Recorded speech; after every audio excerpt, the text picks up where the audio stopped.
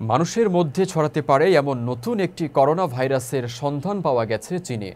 HKU5CoV-2 নামের এই ভাইরাসের সঙ্গে মহামারীর ভাইরাসের বেশ মিল রয়েছে। এতে শঙ্কা দেখা দিয়েছে মাত্র 2 বছর আগে শেষ হওয়া কোভিডের পর আরেকটি মহামারীর কবলে পড়তে পারে বিশ্ব। চীনের ওয়াহানের ইনস্টিটিউট অব ভাইরোলজি নতুন স্ট্র্যান্ডটি বাদুড়ের মধ্যে পেয়েছেন। এছাড়া এটির সঙ্গে মার্সের সংশ্লিষ্টতা রয়েছে। রেমিটেন্স যোদ্ধাদের ঢাকায় বিশেষ ছাড়ে রেডি ফ্ল্যাট দিচ্ছে শতভাগ বিশ্বস্ত ও নির্ভরযোগ্য প্রতিষ্ঠান প্রবাসীর সিটি। নতুন করোনা ভাইরাসটির সন্ধান দিয়েছেন সংক্রামকবিদ শি ঝেংলি। করোনা ভাইরাস নিয়ে কাজ করেন বলে তিনি ব্যাট ওমেন নামে পরিচিত।